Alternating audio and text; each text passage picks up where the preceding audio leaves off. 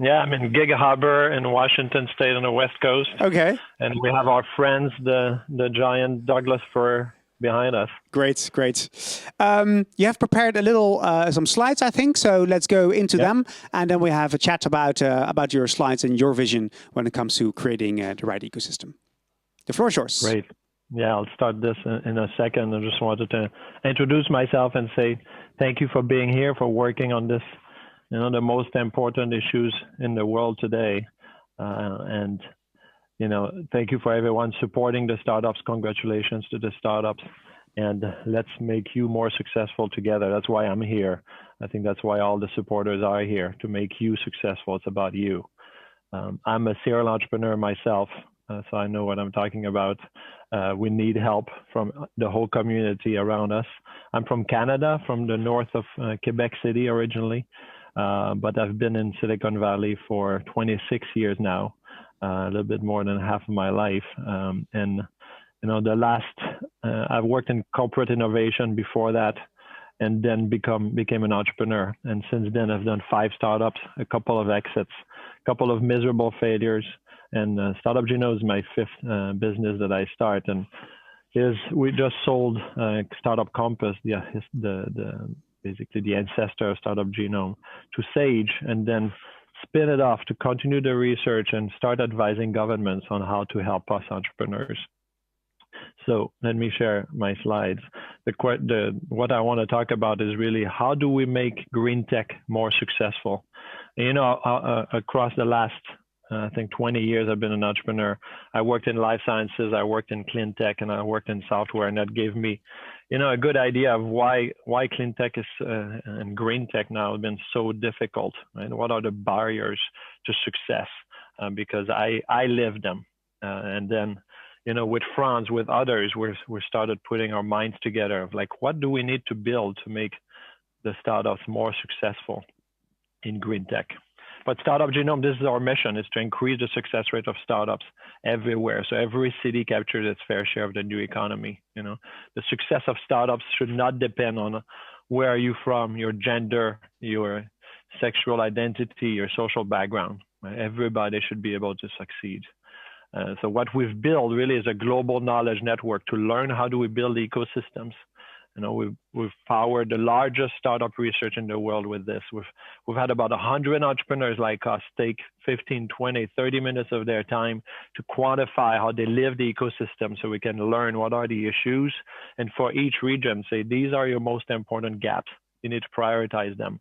And then advising more than 100 government and private and public agency leaders on what to do, how to do it, and learning from them, because it's really, we learn from each other. So when I advise, I learn a lot from the other ones, but then I spread what I learned to others. So the power of global networks is very important. And really what we're doing is, driving this global startup revolution together. And we talk about it in our report, the Global Startup Ecosystem Report, the most read report about each city, what's going on, and we're inviting more and more to join us on this mission. But really what we've learned is that the power and the success of the ecosystem is about community. It's about relationships between us, about us helping each other. And I say we, it's of course the entrepreneurs, the founders, we help each other at a higher rate, we spread our knowledge, but also of course the investors, the accelerators, the mentors, the customers around us, all of that is important. But the network are the multiplier of success. A lot of people talk about funding and organization accelerators as being very important. And of course they are. Then there's the regional assets around you, right? The IP that people produce, the corporate fabric, the universities, yeah, very important. But what multiplies success rates in Silicon Valley, in London, is these networks. How are we connected to each other? How do we help each other? And that's what creates economic impact. So what we do locally together is more important than what we do alone. And I always bring the example of Zuckerberg, right? The chance of success of Zuckerberg if he had started Facebook in a tiny startup ecosystem, right? Lagos or a small place. What do you think the chances of success of Zuckerberg was? 0%, 1%. Right? The success of Zuckerberg is the community of Silicon Valley and first Boston around him, right? the growth hackers, the engineers, the executives that know how to scale, the early stage investors, the later stage investors, all working to make Facebook successful. The founder is important, but the community is more important. And then there's the bigger we. This is the global fabric of knowledge that we call. And the entrepreneurs is the core of that network. Because entrepreneurs, we help each other, we tell each other secrets. We take the risk to give each other customer introduction, investor introduction. And so here's a real representation of the data. We did this first big study. By now we have probably 20, 30,000 entrepreneurs that took that answered those questions. How many people do I know in this other city, in Silicon Valley, in Tel Aviv, in Singapore, in Shanghai? But we've permuted all of the cities to see what is the design of this global community of entrepreneurs. And Silicon Valley is, of course, the most connected internationally. London is second, New York third, and we can map. And this correlates with startup success as much as funding, right? The availability of funding. So this is your source of knowledge of what's going on in my space in Singapore. If you go to Silicon Valley, you can find out what's going on in Singapore, in Shanghai, everywhere in the world. So this is your source of scale-up potential. And the more we're connected to the bigger we of this global startup revolution, the higher our potential to create globally leading business models. Because I know what's been done, I also know what's failed. And that's very important. For me, that was one of my failures was due to the fact I didn't know that 8 other startups had failed at doing exactly what I was trying to do. And I wasted my time. I had Sequoia money. I had a founder that had an exit at $100 million. But it didn't matter. I was not connected, and I did not learn from their mistakes. So global networks is the multiplier of success. So now how do we apply that to green tech, right? And I want to bring the 4 elements of the green tech revolution that we want to support with Franz and everybody here is, so we can multiply the startup success in green tech. So of course, one of the first challenges is the seed funding. I know you've lived that. I've lived that even in Silicon Valley when I was trying to help other green tech startups raise money. But angel funding is very local. And in each city, there's very few angel investors who are experts in the technology or experts in the industry that we're targeting. And then you have the historical success and the returns are very low. So it's very hard to get angel investors. You present to 30 if you're lucky in an angel group, and maybe 0 to 1 understand the technology in the customer industry. And you cannot, if you have 1 who understands, you can't get 20. Then 20 needed to close a $500,000 round, which is needed to develop and fund a complex solution. And what we've shown at Startup Genome is that this is the seed stage is the beginning of the road to an exit. Right? It's more highly correlated, the percentage of seed-funded startups in an ecosystem to the percentage of exits, more correlated than any other elements. It's extremely important. The road to the fast growth of a startup starts with being seed-funded properly by a business angel. So the earth, right, the first nutrients that you get is really this angel funding, business angel funding, not a grant, right? It's because the angels come with not only capital, but business expertise. They come with industry expertise. And because of that, they also come with the ability to introduce you to large customers later or channel. So what we want to build is, as a solution, is the global green angel network. It doesn't exist yet, which is amazing to me. But then once you have a global green angel network, now you can therefore find 1 in each city that care, and suddenly you have 10. And if you have 10 who understand your technology and the customer industry, you can get 10 or 20 to follow. And now you have a sizable round. And that allows you to close it a lot faster as well. So that's the first element. The second challenge that has kept the success of green tech down is the lead customer challenge. And I'm sure you've all lived that as well. It's very hard to get a series of climate-driven customers. Corporations and lead customer, again, there are very few that are mandated and have the will to really take a chance, take a risk. Maybe there's 0 in your city, maybe there's 1, but it's very hard to line up a series of them. And the local governments, traditionally, they support their local solutions. They say, yeah, let's spread money on some green tech solutions. The problem is you get to the other cities and they found another startup and you cannot line them up. So the second element to really help your seed that germinated in the earth of the angel funding is the water, is the global government procurement network. A group of governments that work together to say, we will support the best few solutions together. So we'll have a series of lead customers for them. We'll give them traction so that they grow and they deserve Series A instead of spreading our bets, 1 per city. So that's the second element. The third challenge is the growth capital challenge. So the historical returns on clean tech funds is 2% above the management fee versus 15% plus in the rest of tech. And in software, it's like up to 25-30% on returns. So very, very low return. Too low for the clean tech funds to grow. They actually shrank in the last 10-15 years, right? Since the day that Al Gore went to Kleiner Perkins and John Doerr's daughter cried seeing the movie, and he said, we're going to solve green tech, clean tech with Silicon Valley capital. And they failed, right? Very, very low return. And the result is that the tech funds are smaller and they're more selective than in any other subsector. So we need to change that. We need to solve that. So the firepower of large and patient capital is to enable you to reach economies of scale and price competitiveness against traditional solution. You need to be able to scale. So what we're working on together is a global network of hybrid investors, right? Bringing the climate foundations and the governments together with the private VC investors. It's never been done yet. And foundation and governments bringing a part of the capital, and they don't really want a financial return, right? They want a climate return. This is great. They're focused on carbon impact. And so that 10% of capital can go and increase by 10% the returns of the private investors. And so that the private investors now get a fair return and want to invest more. So that's the third element of a solution. The fourth is really the business experience challenge, right? In clean tech, we've had very few very successful entrepreneurs, right?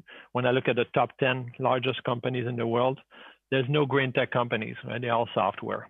So the software community has built a lot of experience in scaling companies, how to grow them, how to sell, whether sales technique, marketing techniques. In the clean tech community, we have less of that because within our smaller community, we don't have that much of that kind of experience. And what we learned at Startup Genome is the tech co-founders really raised the success to the seed round, but the business co-founder, when we look at the numbers, and we have more data than anywhere in the world, it raises the growth rate and the success to Series A of the startup. So the business-minded, the soft skills co-founder really brings the customer and the growth after seed. It's very clear in the data. So now there's not enough mentors in the clean tech industry with deep industry expertise and growth expertise. So we need to bring that together again. So the win in the sales for your business, the business and the growth skills, like Tesla, who came from PayPal, really hard-nosed guy, financial guy, who came to work with Tesla and took it to what it is today, right? And so the network solution is, joining forces with the experienced software and hardware entrepreneurs, the exec, the talent, the mentors, and bring them a real change the world mission. You've heard, I'm sure, all of our tech software entrepreneurs saying, I want to change the world. And from a clean tech perspective, we'll look at them and we say, I'm not sure we have the same definition of changing the world, right? Did Facebook change the world positively? I'm not sure. But when you bring them to clean tech like Elon Musk, he's proud of it. Like, yeah, now I'm gonna really participate in changing the world. So it's bring them this change the world mission and bring their business savvy behind your vision. So this is the 4 elements of green tech the 4 network solutions to the 4 elements of the green tech revolution that we're working on. And I invite you to work together to spread the success of the global startup revolution to green tech. You know, you're here today participating in the largest competition on green tech, and you have a lot of people around you, all of you, right? What's important today is the power comes from your relationship that you're making and how you care about each other and will help each other outside after today. This is where the power of all of us to succeed, to increase our success is. So I want to see in 5 years, I want to see, when I look at the top 10 largest corporations, I see a lot of tech companies, software companies, one hardware company, Apple, and I see no green tech companies. And in 5 years, I want to see one green tech companies replacing an oil and gas as one of the 10 largest companies in the world. That's a very clear mission. Thank you so much, Jean-François, GF. There's already one question from one of our viewers, but I would also like to ask you a question, because you also mentioned this importance of being in the right network, in the right ecosystem, and sometimes they're not an ecosystem yet, or there's not enough leverage. And it also connects to the question we got from one of the viewers. Entrepreneurs in less connected ecosystems, such as Nairobi or Dhaka, how can they access the networks and leverage their advantages without the ecosystem they have in place? Yeah, so it has to be also two directions, right? First, help build your local community, make it better, right? If we all put our energies outside of our cities doesn't grow. Yeah, it doesn't get better. So first, think local, right? There are other great-minded individuals around you, and investors who want to give back, and mentors who want to give back, and even corporate executives, right? They want to bring you industry expertise. They want to help also. So use that and leverage that and brings relationship within them and call them upon it. And then, you know, get out. And, you know, the great thing about COVID is that the physical barriers are broken, right? This morning, I told my family, I'm going to The Hague. I'll be back for breakfast. And in the past, you would not have had a speaker who was joining from another country because we want them to be there personally. So now is your chance to connect, right? Through this conference, but also anybody now accepts to talk one-on-one virtually. It was not like that 6 months ago. So no, you're right. You're right. I've one question. In a small city, like, reach out and organize calls, and you'll see that suddenly having a mentor in Silicon Valley that was very difficult 6 months ago is possible. Very true. So, one request: can you close your presentation, please? Because then we have a different view for our viewers. Yeah, great. Thanks so much. We see you big now. It's also on our screens. A very clear answer on the question. But can you then maybe enhance a bit on what's the key to successful networks? So you say invest in your own local network. That's the only way to grow it yourself. But if you give one or two indicators in such a newly created network, how it can actually grow really fast. What are your true growth tips for growing networks? So growing networks about connecting and caring, right? It's not about getting a business card. It's about really calling back, right? And offering to help so that they care about you, you care about them. It's about the informal relationships between us. That's a real network, not the formal relationships.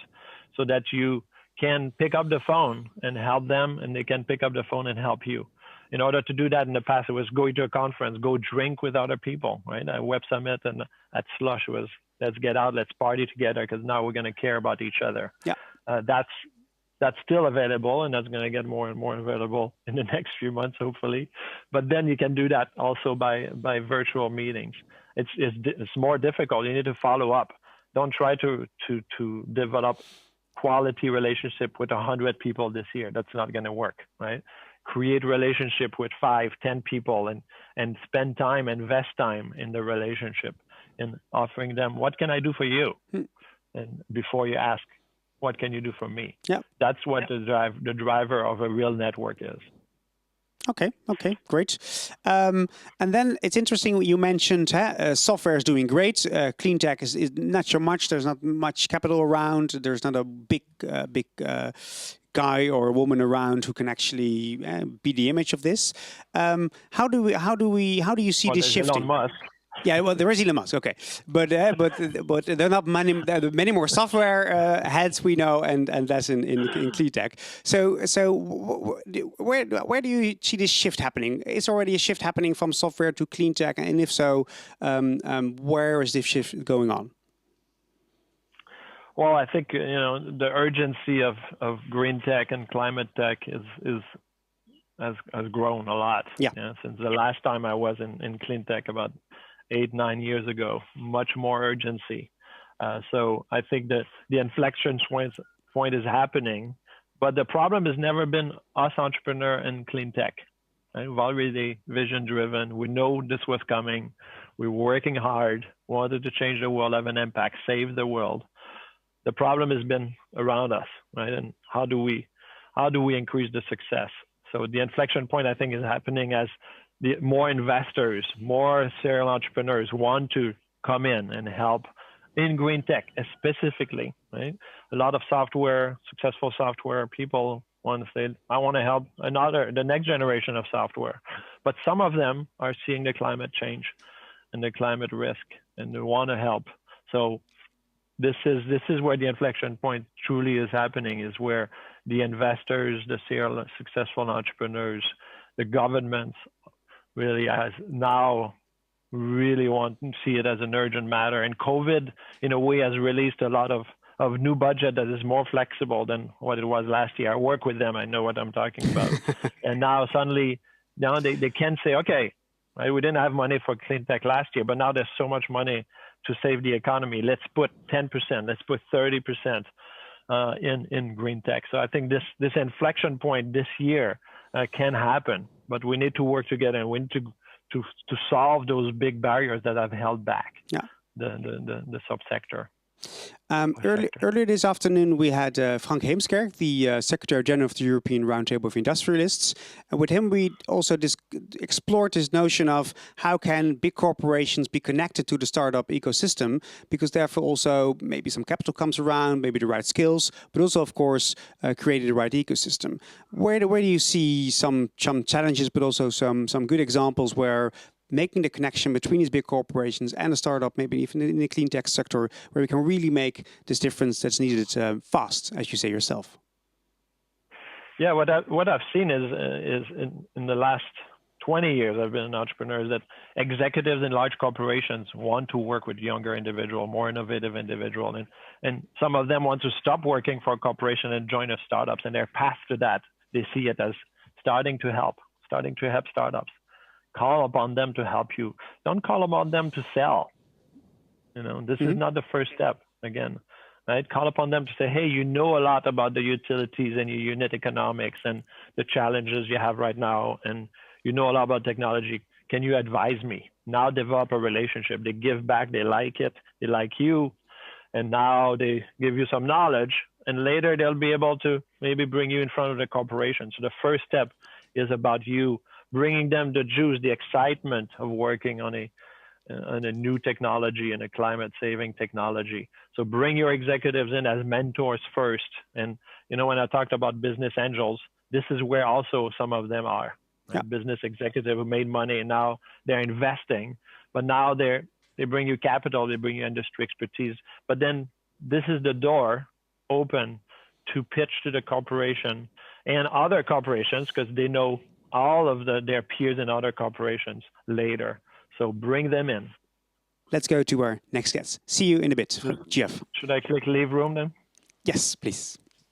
I find it fascinating, Farid, that most of our speakers today mention COVID as an instigator for good. Absolutely.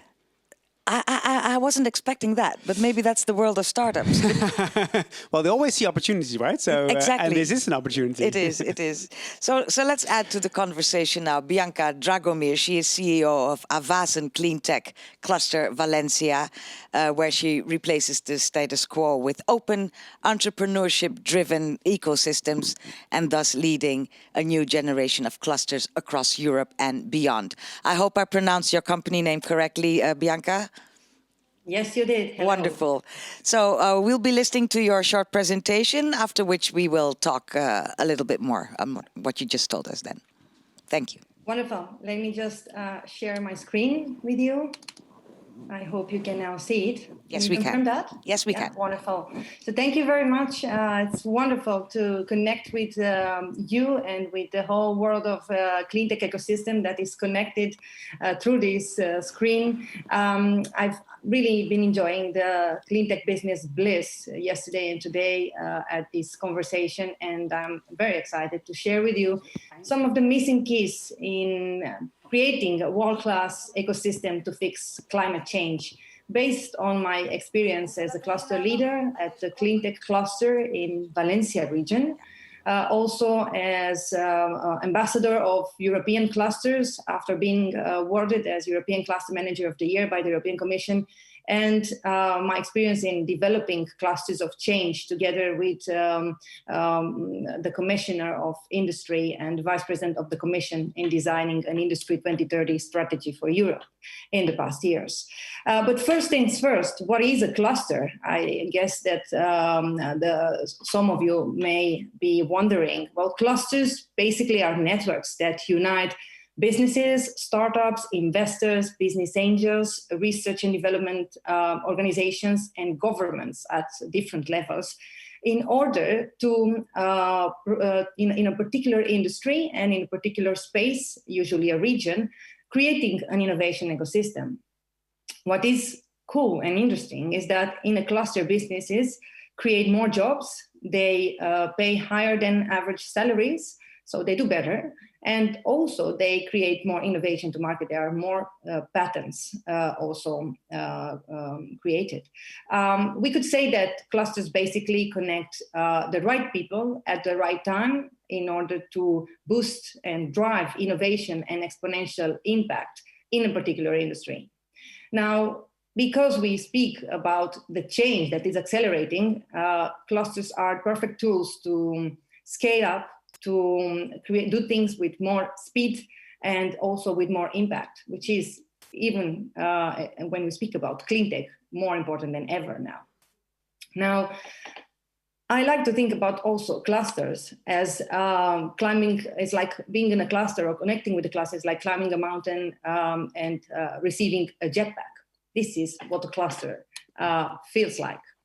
As the CEO of the cleantech cluster in Valencia, I lead an ecosystem with 300 public and private stakeholders, from renewable energies to smart cities or circular economy. And the businesses in this cluster have a total annual turnover of 3 billion euros, and they gather about 6,000 green jobs. Now, when I became CEO at this cluster 8 years ago, I found out that Spain had recently put a tax on the sun, which meant that anybody who wanted to build a renewable energy project in the country with more than 300 days of sunshine per year had to pay the total amount of it, the cost of it, of course, plus a tax on the energy that it generated. As you can imagine, that literally killed the sector. So the number of businesses at the cluster that I was leading dropped from 235 to less than 100 in less than a year.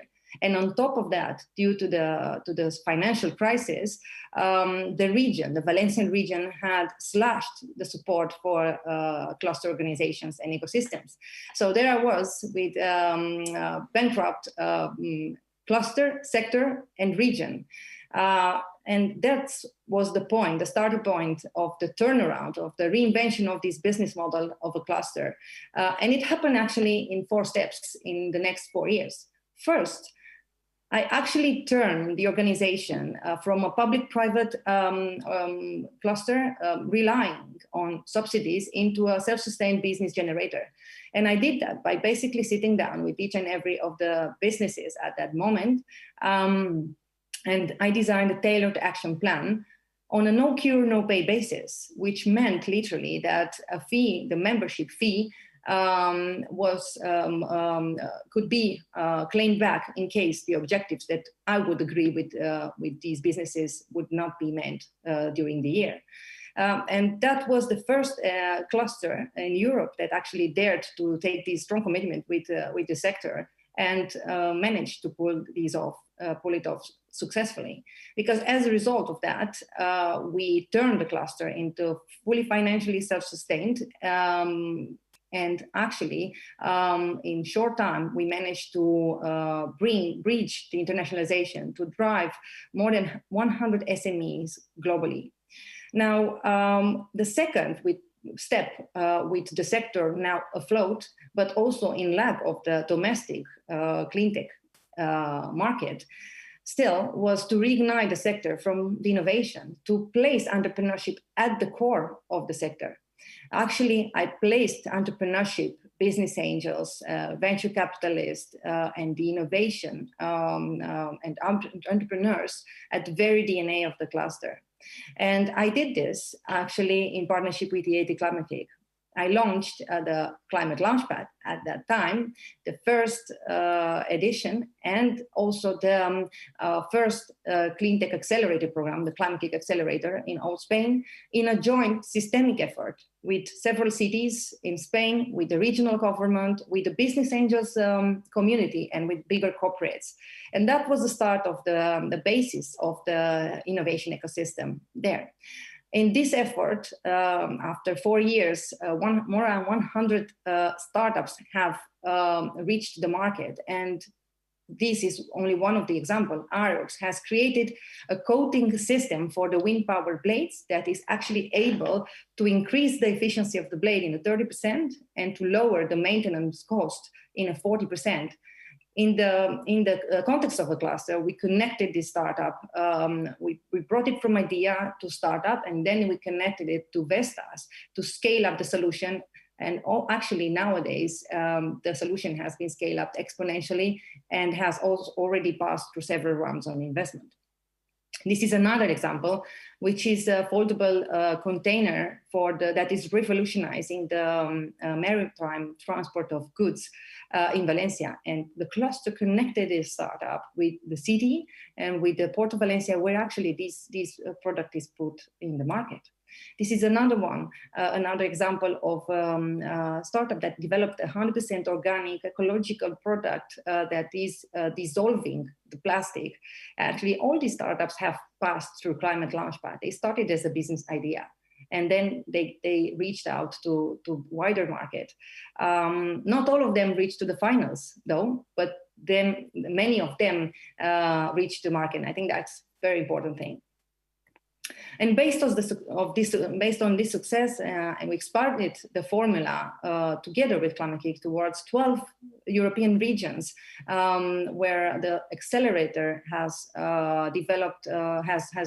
created more than 275 startups in the next 2 years. A third step was actually to branch out with cross-sectorial collaboration. We had to bridge business opportunities no matter what. So we found out there was a very interesting link with industries and with cities. And actually, we incorporated in the cluster. At the moment, we have more than 70 cities of different sizes, from 500 inhabitants to more than 1 million, that are actually co-creating hand in hand with our businesses, with the investors, and with the research centers to shape transitions into market, and actually to co-design the cities of the future. We link problem owners, the cities as problem owners, with solution providers coming from the businesses, whether they are startups or SMEs or larger corporates, but also entrepreneurs. If the solution is near, we bring it close to the city in order to get it to the market. But if this doesn't exist, we co-create it. That's a business opportunity for our entrepreneurs, for our innovators, for our universities. And that's how we orchestrate, we shape transitions into action. And we add another layer, which is the funding, which is coming from public or from private VCs and business angels, all together co-designing the cities of the future. You can have more information here. Now, 2 weeks ago, we, in order to scale up this, we have actually launched a new hub, which is the Green Innovators Hub, where we connect entrepreneurs, startups, SMEs, with large companies, utilities many times, and cities, in order to put their pilots in the market. every time at different events, we have an investment round. And actually, we had the first investor forum a week ago in a virtual format. And one of the startups in our cluster, which has proposed a solution on hybrid storage, has looked for 1.2 million euros of investment. That was pretty exciting. And the fourth step actually was the most important, basically, because it was actually related to creating the domestic market opportunities. The elephant in the room was actually the lack of this domestic market because of the Spanish regulation at that time. So we took up also this legislative battle, and working with the regional government of Valencia, we managed to obtain a partial compensation of the tax on sun for households and SMEs in the region. And that actually contributed to unlocking the solar self-consumption of energy, but also to trigger a reduction in the energy bill to up to 25%. We also collaborated with the region to unlock a 1.5 billion euro market opportunity in the wind power sector for wind power SMEs. There were big lands that were actually allocated to big multinationals for the construction of wind parks, but actually that they had never been built. And now these are going to be turned and are being turned as we speak into many self-consumption hubs built by our SMEs and in collaboration with local communities. So my story is the story of a cluster leader that dared to lift all boats and actually push the boundaries of the ecosystem around it, and creating a flourishing ecosystem, catapulting hundreds of startups and SMEs and connecting them with bigger corporates, industries, cities, and city and regional governments to actually create impact on cleantech. Now, there are almost 300 European clusters of different sectors in Europe. And they offer the opportunity to test, to scale impact exponentially, especially when working on cleantech. I've developed in collaboration with industrial leaders of Europe and the Commissioner of Industry, the 7 stepping stones for the next generation of clusters, which I name clusters of change. They are open, innovation-driven, entrepreneurship-driven clusters that actually develop and accelerate exponentially innovation to market in a cross-sectorial and interconnected way. There's more information on clustersofchange.eu, and also driving green transitions through clusters will be scaled up exponentially in the next stage through the first European Cluster Accelerator, whose first edition was launched last year, also in collaboration with the European Commission and with Climate-KIC. Now, building innovation ecosystems is definitely not rocket science, but there are a few missing keys if we think about how to do it more effectively. First, as the author says, first break all the rules. Thinking about the rules as the conventional wisdom. We need to dare to test new business models, to incorporate new business and cluster models to flourish new innovation ecosystem across Europe. The opportunity is big if we think that 90% of the industrial activities in Europe are developed in ecosystems, and that the European clusters actually gather more than 20% of European jobs. And this is what actually inspired me. And I think it's perfect to say this at the Global Green Business Idea Competition. Most of you that are listening are startups. Actually, you were my biggest inspiration. I think that all clusters need to think and act like startups. It starts with the startup approach, nailing the pain, integrating a multiple need, and actually delivering a solution fit for purpose for the market. Integrating a multiple need, because ecosystems and clusters are these neutral organizations that actually are able to speak at different level to the government, to the VCs, to the business angels, to research, and of course, to understand the startups, integrating their multiple needs to actually shape transitions into action. But also another missing key in my view is to build the IKEA effect. It's something that I've done, creating that sense of co-ownership. Why do we like IKEA products? Well, because actually when you buy a product, it doesn't the process doesn't end up there. You just need to bring it home and to finish the product, to assemble it. That creates a sense of co-ownership of the change. That's what I did in my cluster. And I think that's one of the successful formulas to actually make sure that you integrate different players, different levels, different leadership in a multi-dimensional conversation about innovation. And last but not least, be and act as an innovation broker. Whether you're a startup, whether you want to connect to innovation ecosystem, whether you are an ecosystem builder or a visionary government, be and act as innovation broker, there to partner shamelessly, there to connect at all levels within the cluster, within the ecosystem, outside the ecosystem, at local level and international level, integrating these multiple layers of leadership. It's the key. Because clusters and ecosystem really can catalyze change at speed and scale, and this is what we most need actually in the clean tech industry.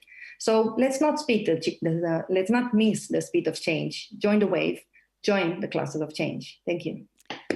Thank you. Thank you so very much, Bianca Dragomir. I must commend you on your creative and daring approach. I have only room for one question to you, unfortunately. What, if anything, do you think the world can take away from what you have achieved so far? Well, I think that, no matter how difficult or different the funding is across Europe, across different regions, across different ecosystems, I think I am the proof that creating a flourishing world-class ecosystem is possible. And if I could do it, anybody can do it. Maybe using part of these missing keys that I gave, maybe integrated them, most probably integrated them according to the local characteristics. But, if I could do it, anybody can do it. And definitely ecosystems and clusters offer the opportunity to test, to scale, to project ourselves into the future. And the future is definitely clean tech. So clusters and clean tech are a match made in heaven, I think. They have just given me 4 extra minutes, so one more question. There is resistance to what you're telling me. To me, it makes sense what you tell us. So how can we overcome that resistance, do you think? Well, I think that we need to have to arm ourselves with the role models, with the stories that actually have shown that this is possible. That we need to look at what is needed and to what is possible, and then see creative ways in which we can, actually make it happen. I think we also need less management and more leadership. There's a status quo. Less management, more leadership. That's yes. Excellent. Yes. Yeah, less management, more leadership. When we speak about ecosystems, when we speak about exponentially driving green transitions, driving innovation to market, we need to dare to be bold, to be open, to be multi-collaborative, to partner shamelessly with any stakeholder, whether it's part of an organization or not. There's always opportunity. So I think that openness, that working on a mission-oriented approach as well, I think that's the key. Well, and nowadays, even more with COVID, we need these bold leadership. I think it's about that. Yes, well, you're leading by example. That's a true fact. I think JF Gaulthier is still with us. JF, can you join the conversation and maybe respond to Bianca's presentation? I don't think JF Gaulthier is still here. No, I think he has left us.